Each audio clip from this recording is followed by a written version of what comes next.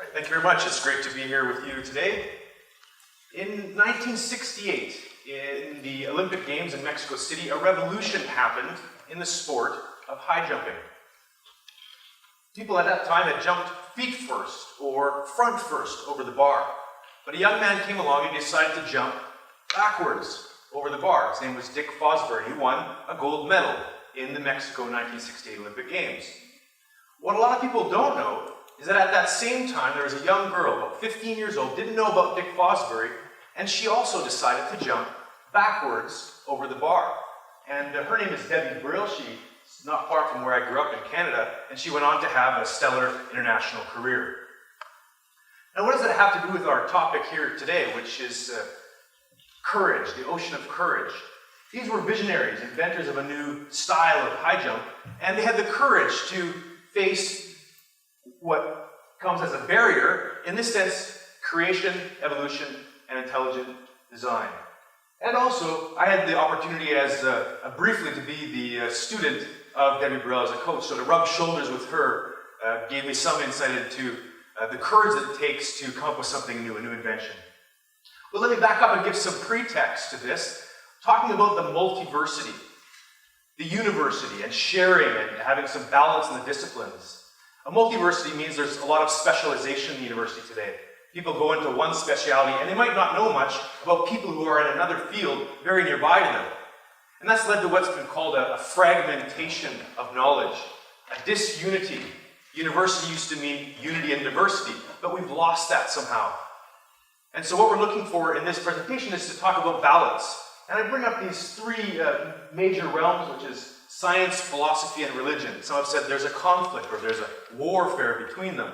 But do we have to look at it that way? Direct your attention to an image up here by the Russian artist Nikolai Rurik called the Pax Cultura. And the three spheres in the center are meant to symbolize science, art, and religion. I don't agree with all things with Rurik, but this notion that the spheres are in dialogue, they're overlapping, they come into contact with each other within the exterior circle, which is culture or time. And so there can be a dialogue between them rather than this war or conflict. And to the question of courage, are we forced to take sides between evolution, creation, and intelligent design? How can we have the courage to face these difficult questions? Because they're meaningful for all people. They deal with origins, they deal with meaning, they deal with purpose, they deal with our plan. And can we have the courage to face that? So, well, why is this person here in front of you speaking today? I bring up an assignment that was made a number of years ago on human evolution in Canada. And as you can see, this is the drawing, and I'll read the quotation here. It says, "The first human came from Africa, where it was cold and damp.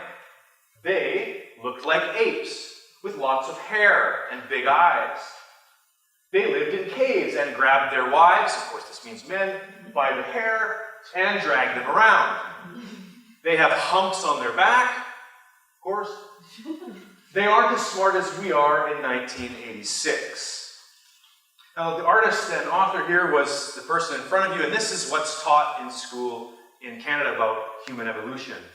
And there's no talk in the public schools about religion or worldview. This is the scientific view, and this was taught at a young age. Well, then, fast forward a number of years, when I ended up finishing university, I went to Russia.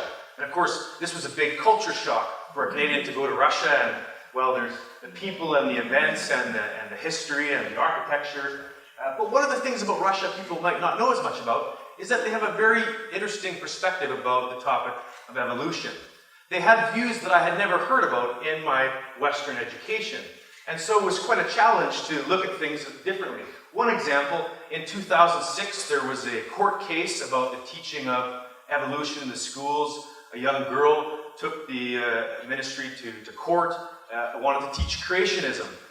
She didn't end up winning that, but it shows that Russia also is active on this topic of evolution and creation, and it's even intelligent design around the world today. So here's a few images. Some of you may be familiar with these, or in one way or shape or form. Evolution on the top right-hand corner, this notion of going from lower to higher. We have progress, we have technology in this case.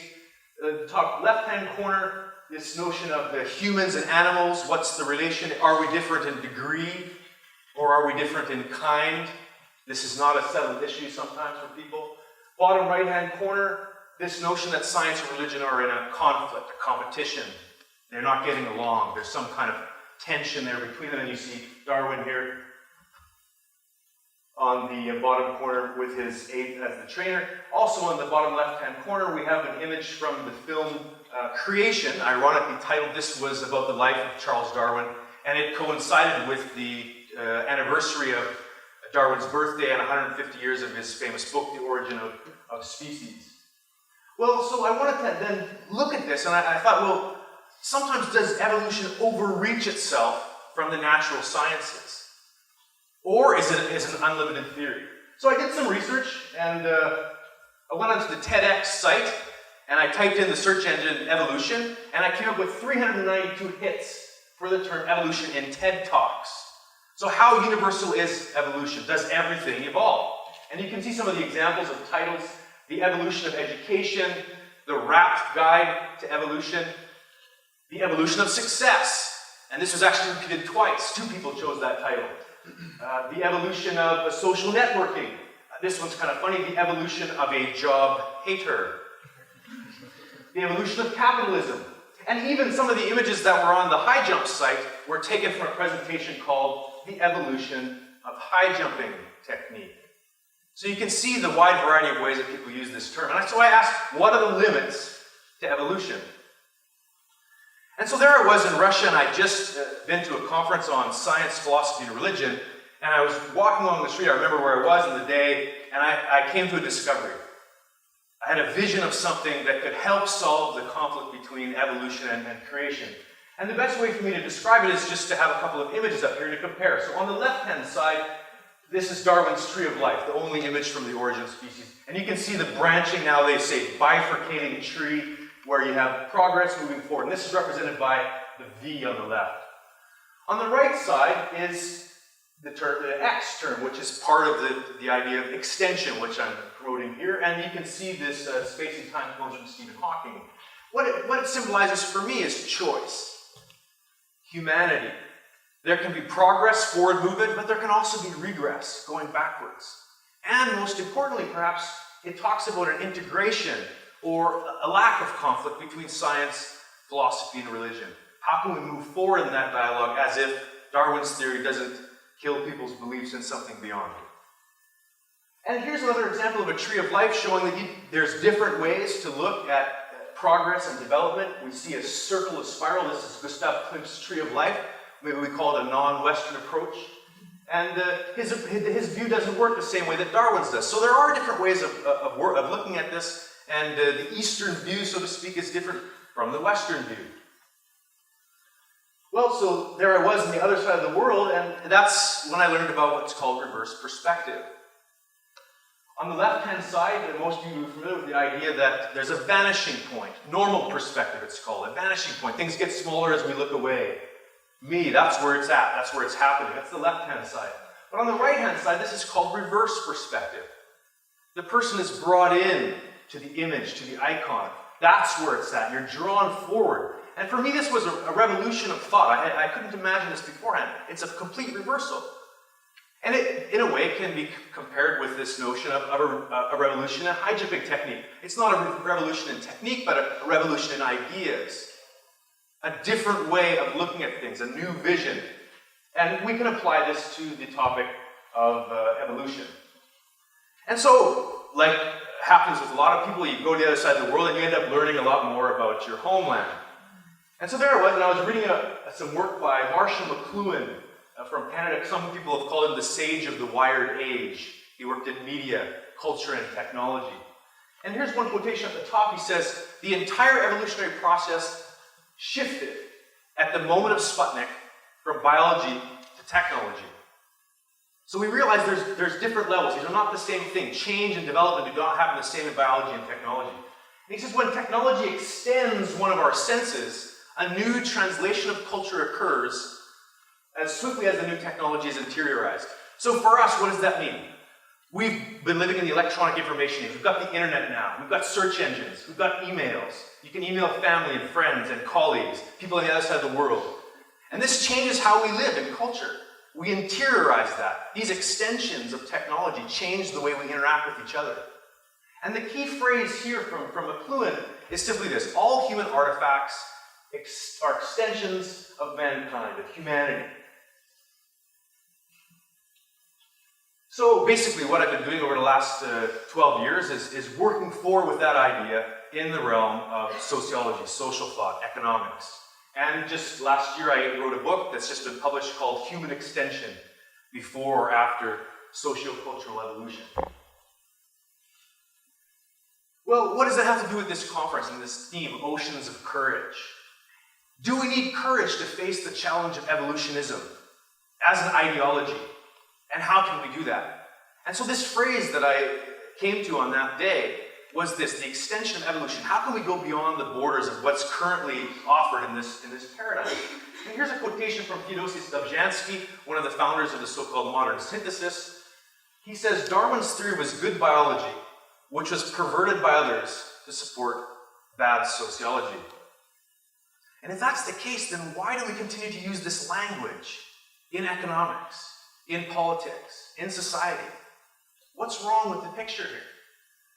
So I give two examples. The first one being this: Charles Darwin and Herbert Spencer talked about competition, talked about conflict, they talked about struggle for life, they talked about the survival of the fittest. This was the language that was used at that time. But today, we have a different opportunity to speak with that, but also with language of cooperation, collaboration, mutual aid, взаимопомощь, another Russian idea. And instead of talking about struggle for life, making it in a war type of mentality, we can talk about life is full of tension. Each person has stresses and we have pressures upon us. But do we have to look at it as a fight with that type of mentality? Can we choose another way? The second example is language in Victorian England was primitive, savage, and then of course civilized. And civilized meant the UK or the Western world, and you had this division of higher and lower, more civilized, less civilized. But today we can use a different language. We can say people are people. We live in a global village. The news comes to us from all around the world. And instead of, there's inequalities, of course, 99% to 1%, this phrase has been thrown out. But we're still talking about people. That's the important thing. And so if we put people first, this plays into the idea of human extension. So I've come up with two axioms here, which are in the book. And the first one is this: all human-made things extend from human choices. We choose, we decide, we build, we create, we construct. That's part of being a human being. And the second one is, nothing human-made evolves into being. So it's not just the pressure of the environment. There's not some kind of random pressure on us that makes us do things. We're shaped by the environment, but we also shape the environment. So there's a dual directional process going on here. Well, I want to take a step back and provide an image here, which to me tells quite an interesting story. It's a mosaic. It's actually on a building outdoor in Mexico City by Jose Chavez Dorado. And you can see on the bottom left-hand corner a kind of timeline of humanity. We start with prehistory. We have no fruit in the tree. We're sort of in dark times. Then fire, the discovery of fire. And then rising up, passing the fire along, we have civilization. And time passes on, and then you can see this blue image here with the rays coming out from it, and that's energy, atomic energy. And the mosaic is called the conquest of energy. But then in the bottom right corner, you can see, well, the tree is blooming again. And there's kind of an angelic figure lifting up this person who'd been knocked down by the power of this energy, the danger that we have holding in our hands, this atomic power. All right, well, so what does that mean in terms of courage? It seems like we need some courage to face the challenges that are facing humanity and that are facing the environment as a result of this science, technology, and progress that we see all around us. A quotation that kind of gets to this is, again, Dobzhansky, because I find he's very insightful on the topic. He talks about biological evolution having instilled in us no ethics and no ability to discriminate between good and evil. And if that's the case, why do we look to biological evolution as a foundation for our ethics? It seems to be we need another way. And so that's basically the idea behind the human extension, which is looking at a way to encourage us. We need a new start to talk about ethics, to talk about values, to talk about humanity and choices. And we need to be encouraged in this way to approach or to face the challenge of evolution, creation, or intelligent design in the public sphere, to open the dialogue. Because this happens in public. This is states involved, the academies involved, religions involved, the church and the mosque and the synagogue. This is a place where people talk about this because it matters to us. People get emotional about this. Families get into arguments about this.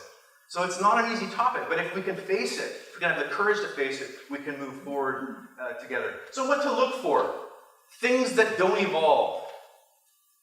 This may sound strange. What are examples of things that don't evolve? And instead we can look for things that extend.